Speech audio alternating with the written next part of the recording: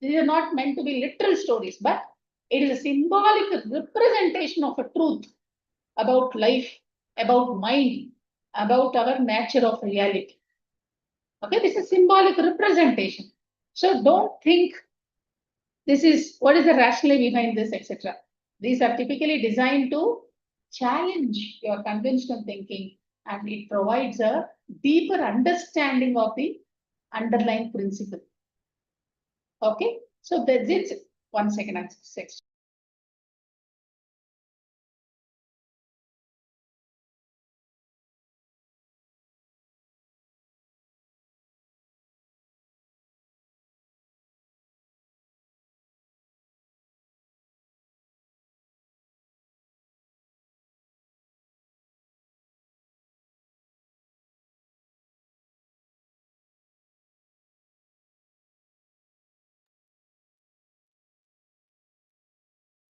We're not able to click.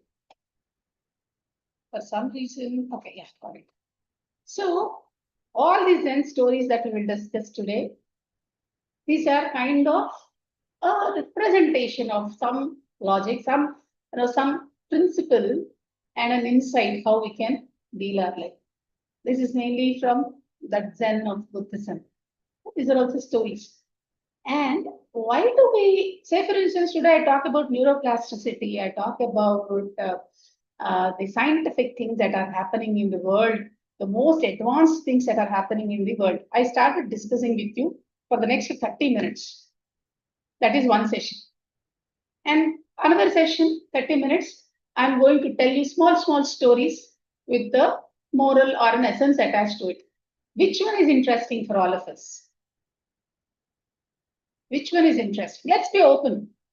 No offense to any scientific knowledge here. Everything is very important. But which is interesting, which catches our attention fast? Which one? It can be interactive session. So it's not that I'm going to give you any gyan here. Right? You all know whatever I'm teaching, it's just whatever I'm sharing with you, you all know it already. Right? Stories. Why? Why stories? Have you ever thought? Because our mind always likes to cook up something. It get attracted to things around us. So stories are always something that will interest us. Right? Even during our bedtime, if we say stories to kids, they sleep fast. Right? If in the good old days where we were living with our grandparents, we used to sleep with our grandparents only, with tata, mama, or right, granny, grandfather. So what they used to say? They used to say the stories from Mahabharata or Bharat, Bhagavatam, whatever, epics, all the morals that they used to teach. That's how we started learning. No one made you sit and say, okay, this is the moral that you have to implement today. No. They showed Lord Hanuman and said that's how the service is. They showed, they have shown us Lord Rama to say that this is what a Maryada Purushottam lives look like. Right? So this is how we were taught the morals and ethics in our lives. So the Zen stories also will kind of give you that sort of understanding about life. It may not go into a logical thinking and say, how is this possible? It is not. No, don't go that way. Just take the essence of it, take the framework, take the insight that we are going to do. Okay, so with that note, let me start with one of the very beautiful things that I've gone through very recently.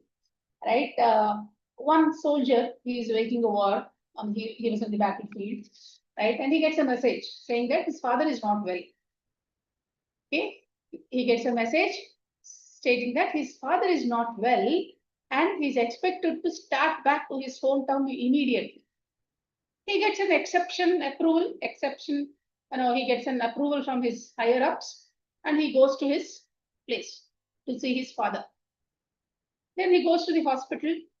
There is an elderly man lying in the bed. He's in ICU. He's lying in the bed. And our soldier goes to that man and he looks at the man and he says, hey, this man is not my father. He's not my father. Then he realizes it was some sort of a wrong communication. He was not the right recipient of that communication. But he asks the doctor, okay, how much time do we have for this man?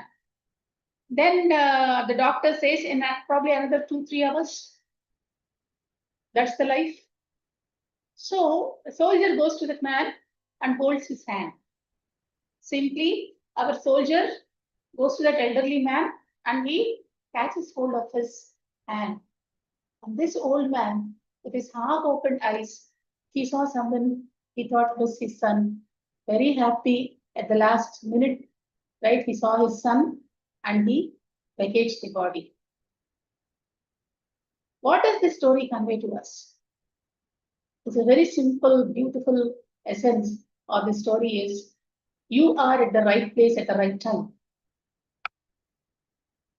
You can ask, you can, the logic may run saying that no, he was not his actual son. Then what? No. For that, at that point in time, for that elderly man, that son affection, whatever, if he wanted, he got from this person. And this person was called from the war to meet this person and to make him feel happy. So, my dear friends, whatever place we are in today, whatever state we are in today, we are at the right place at the right time. Period. We are always at the right place at the right time. So what does it give to us? Okay, we are at the right place, right time. Okay, fine. What does it give? We will stop cribbing. Arey, mere saath galat ho gaya. I am not at the right place. I am always unfortunate and fortune doesn't favor me.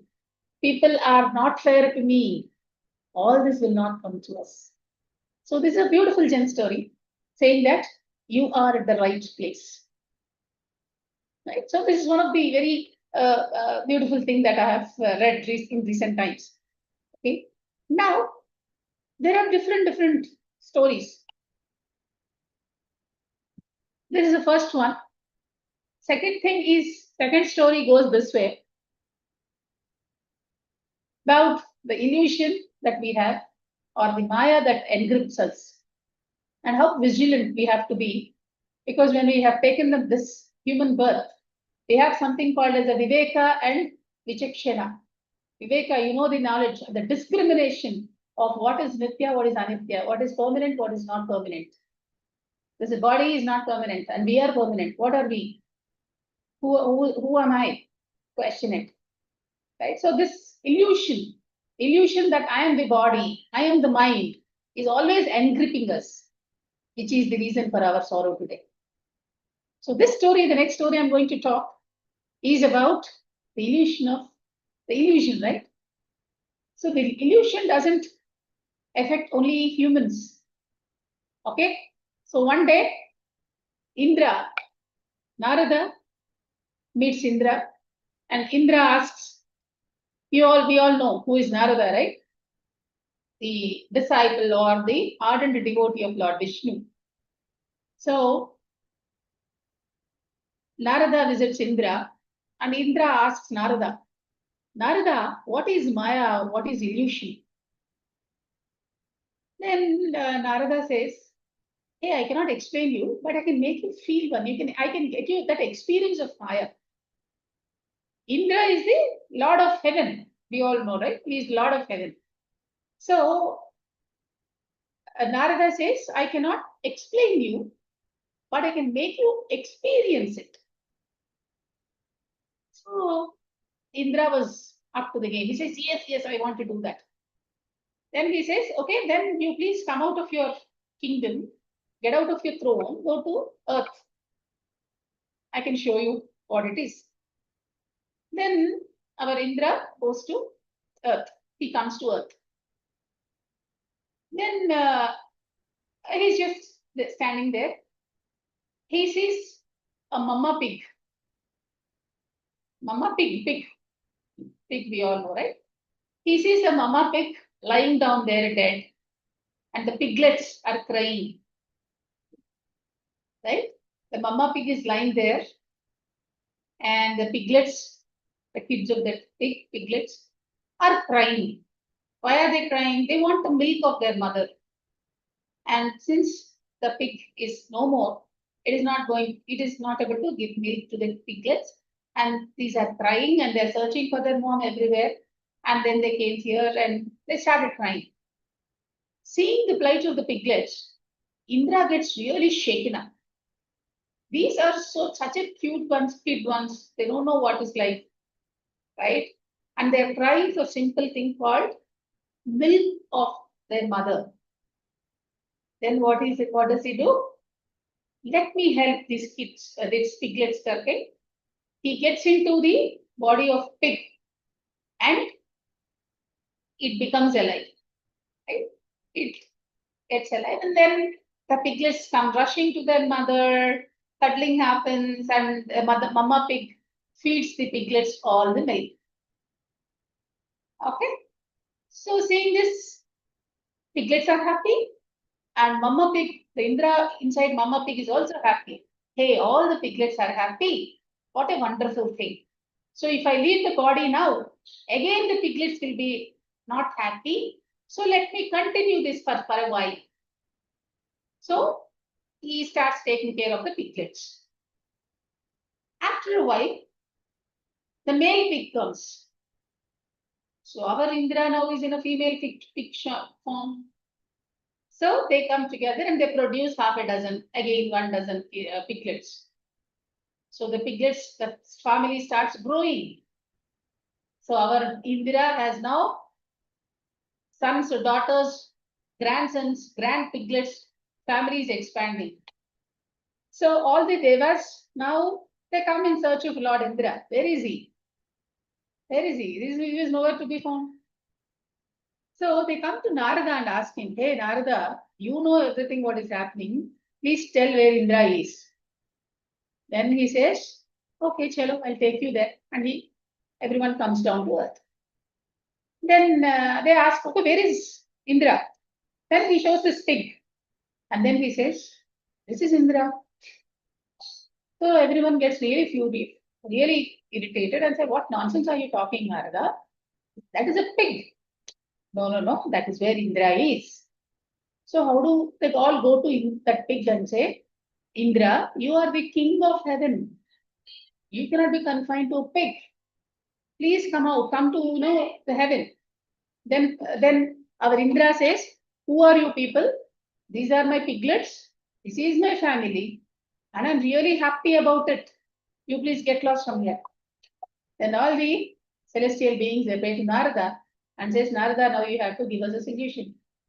Then he says, this all the moha, the solution of me, my family, and all is there. So kill all the piglets. It is unfair, I understand, but kill all the piglets. Everyone, all the piglets are killed.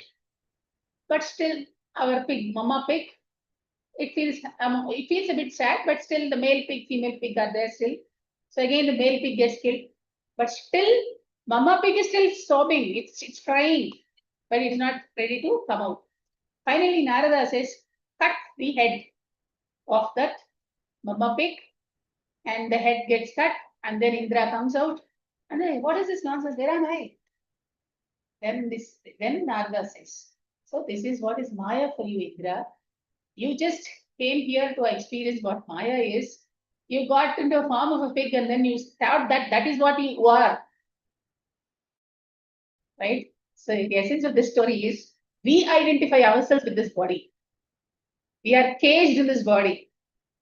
See, how many of us do this, right? If something goes wrong with our kids, we feel unhappy.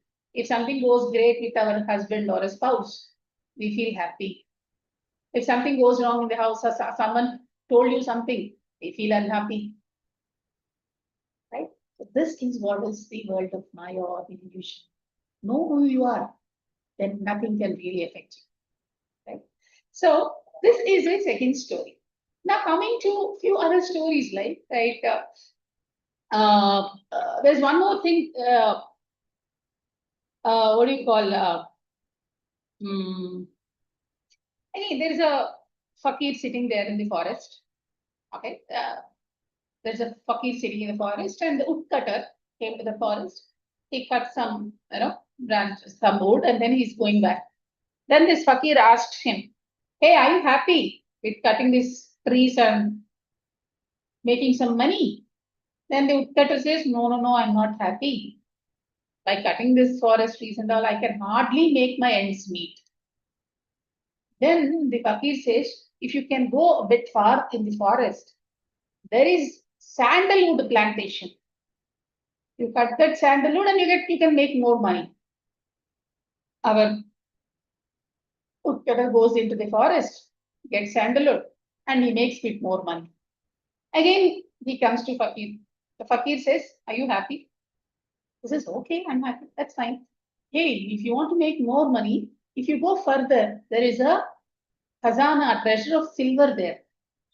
Please go there and get it. You'll be more rich. He goes there. And then he gets silver. Again, fakir says, you go more deeper into the forest, you have gold mine and diamond mines. You will become a crorepati. Then he goes there and he gets more and more money.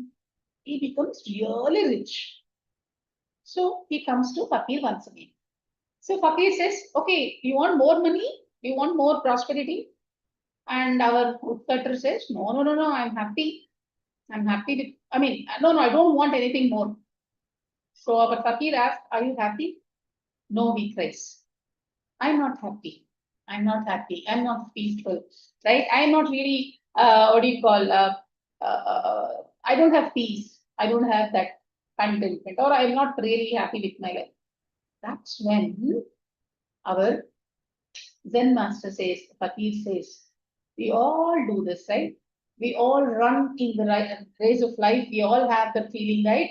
We have to make money. We have to be very famous. Everyone should praise us. We should be good. We should be knowledgeable. We should be having that status, that fame. Are you happy at the end of the day is what matters. So how can you do that? Is not going far and far and far from yourself. Come closer to your own self. That's where happiness lies. Okay? You may get the material pleasure. There's nothing wrong. There's nothing wrong in making money. But the more you move away from you, the more unhappy you are. Is the essence of this story. Right? So, similarly, there's one anecdote, right? Again, one Sishya goes to a Zen master. He says, Master, I want peace in my life. I want peace in my life.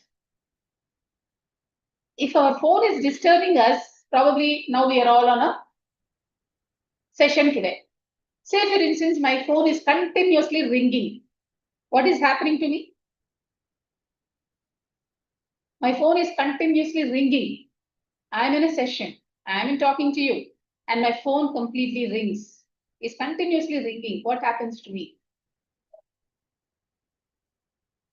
What happens to me? You can unmute yourself. What happens to me?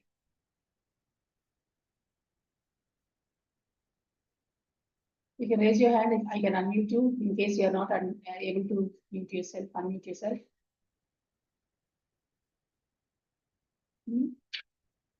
Anxious, okay. You will get disturbed, correct? So a simple electronic device, how do I come out of it? Put it in a silent mode, I am done. A simple electronic instrument, yes, you get annoyed, right?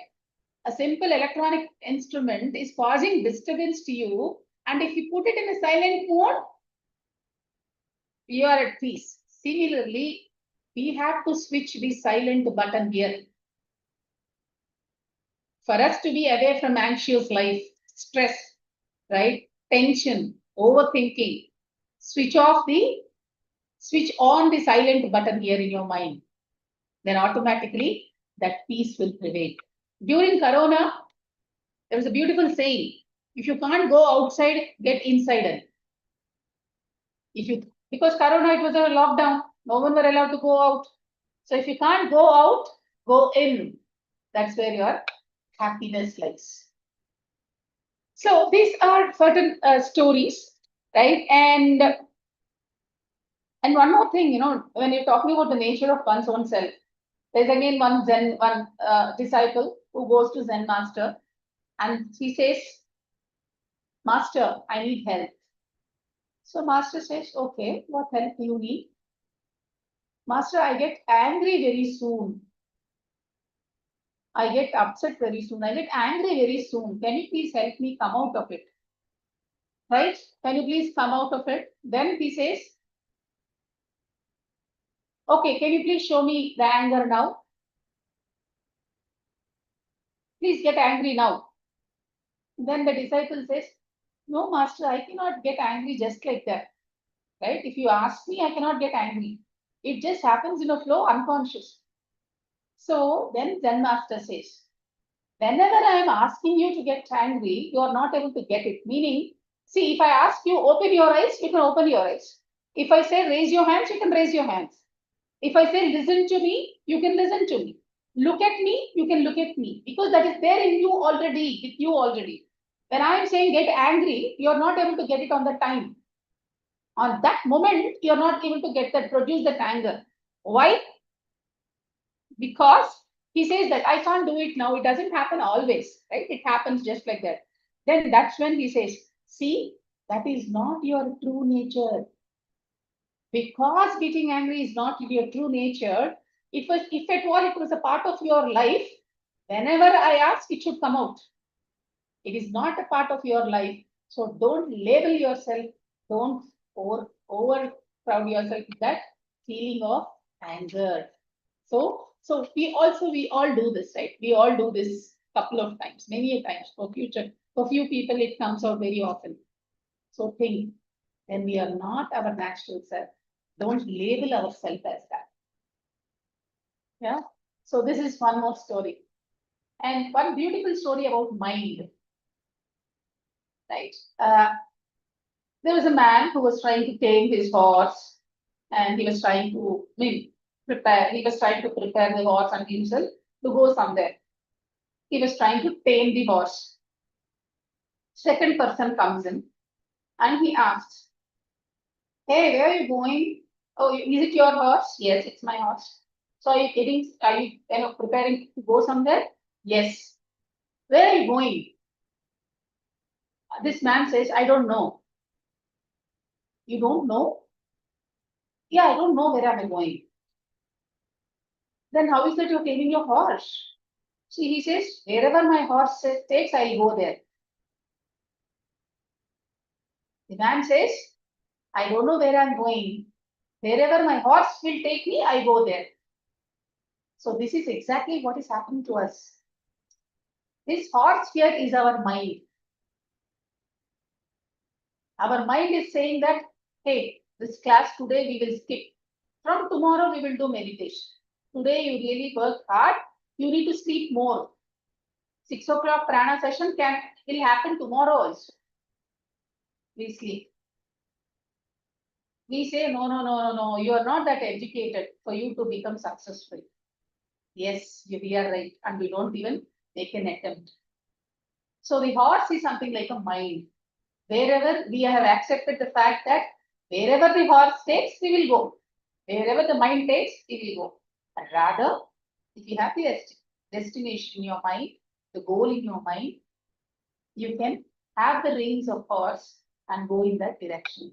The mind then becomes your friend. In Bhagavad Gita, my favorite thing, I cannot have any session without quoting Bhagavad Gita.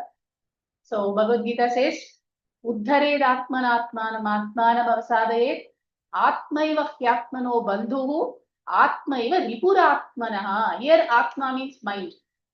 Your mind is bandhuhu, it's your friend. And ripuratmanaha, it can become your enemy. The same mind can be your friend, can be your enemy. And uddhared atmanatmanam means you who have to uplift yourself. You have to make an attempt to uplift yourself. Then that's when your mind becomes your friend.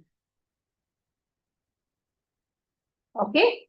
So this is the essence of horses and the man story. So now, and one more thing is celebration. Do we need only occasions to celebrate? Today is my birthday, I'm happy. Today is my anniversary, I celebrate. I got a promotion, I celebrate. So on this celebration note, I will have a story and then probably I can open up for questions. Here, there's one, this is from the book called Fifth Revolution, right? This is a book from, this is a small story from Fifth Revolution by Emmanuel Joseph, where he talks about a real-time incident about Dr. Kannan. Okay, this happens in Italy. And this Dr. Kannan is working for a cellular institute, research institute. So one day he'll have a lot, he experiences a lot of severe abdominal pain. Then it goes to that extent he has to get admitted in the hospital, and upon a lot of diagnosis, they're diagnosed that he's in an advanced state of cancer, and he has hardly 2 weeks to live. So all his colleagues, his manager's wife, he helped. They all helped him. Every day they are next to him, giving home food, etc., etc. So one day his colleagues talk to the doctors and says, "Can we have an alternate for this person? Can we think about an alternate course of action or something?" Then that's when they do a re-diagnosis, and they realized that this person has a tuberculosis in stomach, but not cancer, right? So all his friends in the hospital, they're so jubilant, they keep shouting, saying, "Hey, Dr. Kannan has only TB," and they shout, they celebrate the occasion of him being diagnosed with TB. So here, if you look at it, the intensity of the problem, cancer versus tuberculosis. Say, for instance, even in initial phase, if I say you had a stomach tuberculosis, I would have drowned myself. But what is happening now? From cancer, they have diagnosed it as a tuberculosis, and the tuberculosis was celebrated. So even in our life also, we have a lot of moments to celebrate. Don't let go any of them, right? These are the memories that you need to treasure. Of course, don't get carried away. This is again the story of Jadabharata, right? Where he's a king who sacrificed everything. He says he renounced his kingdom and he goes to the forest. Then he sees a small deer and gets attached to it, and then he takes few janmas more. So we don't have to get attached at the same time, performing our duties to the fullest. Okay, that is very important, my dear friends. So when we are looking at it, I would say a very small story and end this. One man, he goes, I think most of you know this story as well. Two stories I'll say to conclude.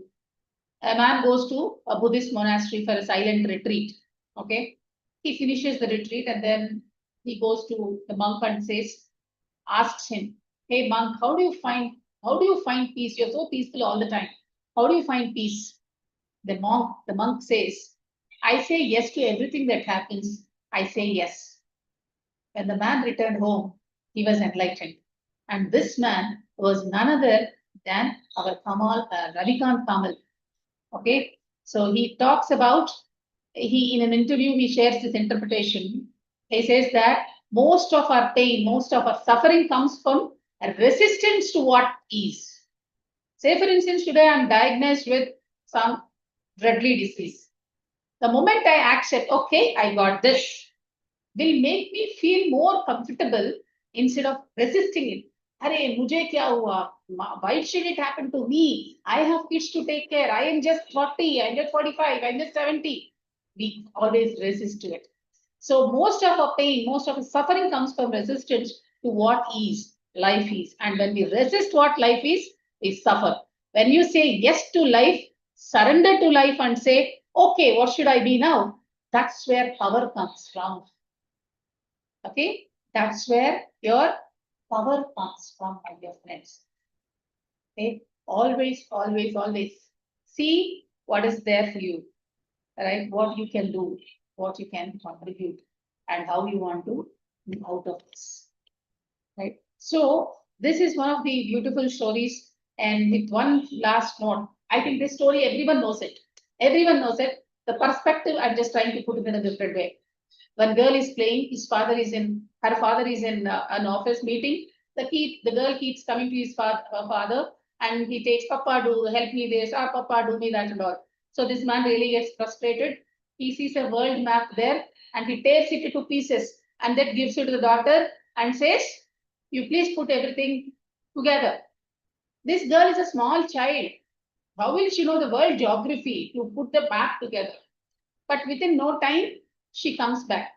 And her father really gets surprised and he asks, what did you do? Are you so good at geography? No, Papa. On one side, you see the world map, the geography is there. The other side, there is a human being image. I know eyes, I know how ears look like. I put all of that together. When I put one person together, the world came together. The essence of it is when one person is transforming themselves, if everyone is doing that, the other side of the world is coming in a harmony. Okay, so always it starts with formation or any transformation, it starts with me first. When I becomes we, illness becomes wellness. Yeah, I had these stories. We have few more stories to cover, but keeping in mind the time constraint, I had these stories. And even any question you want to ask me, any share something or say something, you can raise your hands. I can unmute you.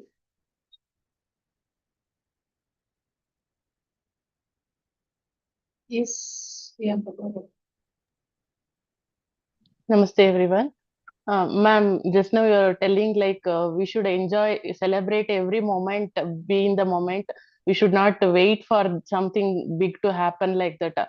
That really to me a lot. Like sometimes, like I keep annoying while my kids will irritate me. They're too small, 3 year and 5 year. They fight each other and they keep calling me or I mean. Crying or something like that or doing some mischievous things, that time I'll get irritation, but sometimes the thing will come inside me, like once they will grown up, I may miss these innocent things. I may miss their innocent love, hug, everything. So I should enjoy this moment. Later, though I remember these mischievous things, also I may laugh at these things. Like the inner thing will keep telling to me, but in that point of time, those things will make angry. So, and I used to think like when we are kids, we'll think like once after completion of my education, after getting my job, like we'll be happy like that. Once after getting job, like once after marriage, maybe all relatives will stop their mouth and we may settle down like that. We keep postponing our happiness. Once after marriage, again waiting for kids. Once after kids, again waiting for kids to grown up. Again their marriage, their settlement of life. Again maybe for grandchildren, by the time maybe for seeking good health. So we keep postponing our happiness going forward. I mean, maybe after some time, after some time, after some time. So we forget enjoying that point of time, whatever silly things like my son will do like he put car key inside the car while standing out of the car, just opened the car door. He took the key and tried to start the car, but it could not. The battery was drained. Something was happened. Such mischievous things he keep doing, but by the time I'll get angry. Now I remember like I'll laugh at the such things. Maybe those things only make some sweet memories in our life like that. I'll think it's my experience what I got. Even while when I'm studying, I was doing like so many challenges I was facing, but now I s- turn back and see means like I feel myself proud that challenges made me strong like that I feel. So though I'm telling, even I need to practice like that, just to be in the moment. Mindfulness, that is more important. We should not keep postponing our happiness. As you told, we should celebrate every moment. Every moment is a sweet moment. Every moment is like mm, give experience, whether it may be sorrow or we will label it. It's not that moment. How we take it, that is important. That's what I can say, ma'am. Thank you for your stories. All stories are like very we should keep listening. It's not like any moral or some high level or mature things. With this simple saying only, you are trying to teach many big things, ma'am. Thank you so much. That's so nice, right? You all understand. And see, kids are being mischievous, that's what they are meant to be. If they are sitting dignifiedly without no motion and behaving so well, that's something that should really scare us, right? Otherwise, yeah, that's nice. Thank you. Thank you for sharing. Chandragupta sir, I'm seeing you after a very long time. I'm not attending the morning sessions. I have a class. So I've seen you after a very long time. Yes, good evening. Saturdays generally I couldn't get time to attend, but today I made it. In the morning I decided, and I could do it anyway. So it was nice. These stories not directly related to our life in a sense that the character-wise, but the principles and the situation that is nice to to relate our lives. So nice. Thank you. Thank you. Thank you.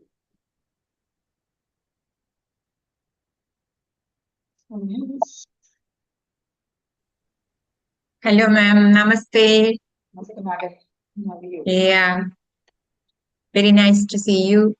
I happen to see you. You are see the promotion, and I saw that you are going to take the master class today. So I hurried up and to listen to you.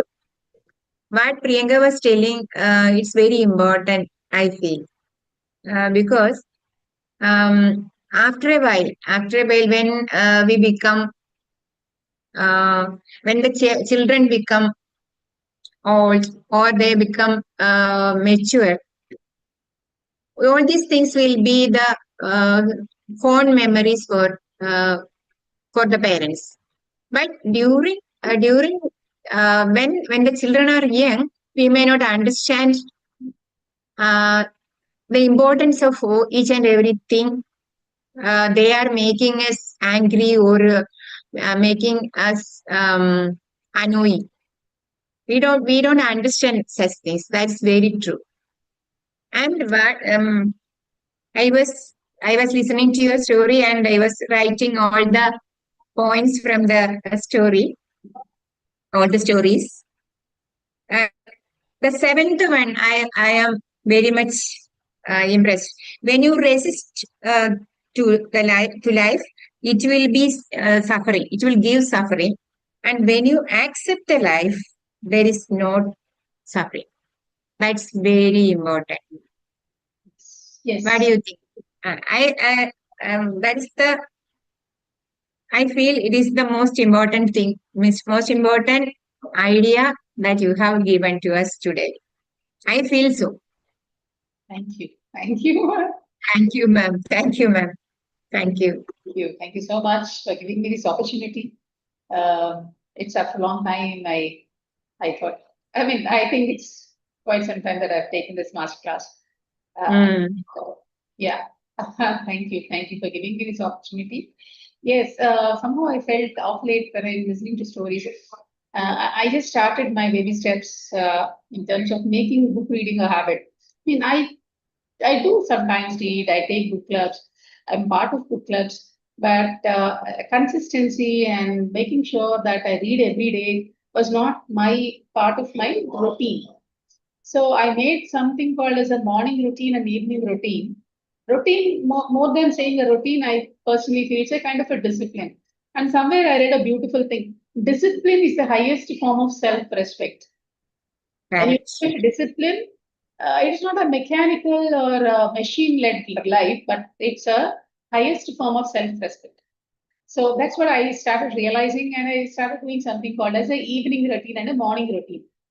Okay, and evening routine before 1 hour of my sleeping, no gadgets, no TV, nothing. 1 hour, 100% implementation. And reading 10 pages of a non-fiction book. Right, I recently read The Greatest Secret. Beautiful thing. If anyone of you wants to read, please go through. It's beautiful reading. Very small book, and she talks about something called as awareness. That's the crux of the entire book. Okay, and that's exactly the principle that what our ethics teaches or Bhagavad Gita teaches you. Probably we have given a name called, Paramatma or Pratya, Atma, whatever it is. So I am doing it. And third thing is, for all the kids, right, especially, we have to cultivate the habit of gratitude. At the end of the day, when I write what happened to my day, in my day that day, what made me feel good about my life, when I'm writing it, even small thing makes you feel really happy. So when you are the habit of having the gratitude, misery is very far from your life. So cultivate that habit, Priyankaji, if you have such small, wonderful kids, make them habit of asking them, sitting with them, playing with them, and asking them, if you want to tell me 3 reasons why you are happy today, every day, during having lunch or during sleeping time, ask them, tell me 3 reasons why you are happy today, every day. Why are you grateful for today? And my nephew was saying, I'm thankful for this sofa because it allowed me to sit on it today. And one more, my brother's son was saying, I'm happy because I know I'm very smart. He's 7-year-old. He says, I'm happy because I am given good IQ. And this guy is really high in IQ. Really high in IQ for that age. So you don't know why, and the kids will really surprise you with the kind of answers. And that will also make us think, yes, you need to be this way. They also teach us, right? It's so beautiful. Thank you. Thank you so much, all of you, for staying. I think we have 9:50 now. But yeah, have a great life ahead. Many things teach us, and why Bhagavatam is considered one of the epic texts for us in the Sanatana Dharma world. It's all about Krishna stories only, right? Bhagavatam is all about Krishna stories. But each story has got something to tell us. That's the reason we say this is when he vacates the body, he tells this, Bhagavatam, this is me. This is me alive. So it is considered such a sacred text for all of us texts because that shows the leelas of Krishna at every point, saying us some moral at the end of the day. Okay, so stories are very, very close to our livelihood lives since our childhood.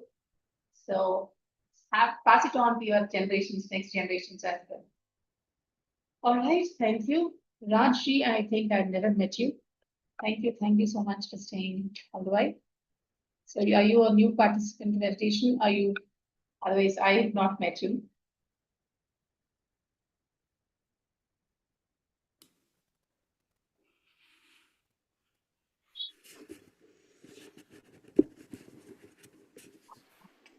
Hi, Lakshmi ma'am. I'm Raj Madhavan from Canada. I have been meditating for the last 1.5 years, and I heard from many masters the wisdom sharing, but you are very unique because your teaching is with stories, which is very unique to me, and I was really admired the way you put across all the messages. As Priyanka ma'am said, you are giving away very big things in a very small stories ways, and it was really very interesting to hear your stories and the messages. Thank you very much for sharing your wisdom today. Thank you. Thank you. Nice meeting you today. Thanks everyone. Thanks once again for giving me this opportunity to share what I know. And yeah, keep reading, keep sharing what you can, because at the end of the day, we have to be going with empty hands. So whatever God has given us gift, just share it across. And then we really go with an empty hand, with no baggage, extra baggage, right? Thank you. Thanks, everyone. Thanks, Priyanka ji. Okay. I will take leave now. Bye.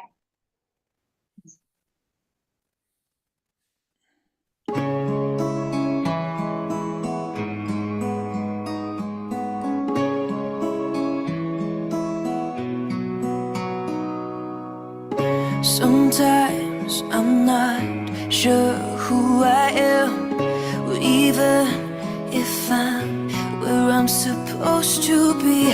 Grateful for all of my memories, starting to feel like I need new air. Today isn't my forever. I'm always changing for the better. I listen closely to my soul to know what I've got to let go. And every single day I'm looking forward. Be brave, embrace change, taking steps into Thanks for joining everyone. Let's all meet in the next session. Thank you. Bye bye.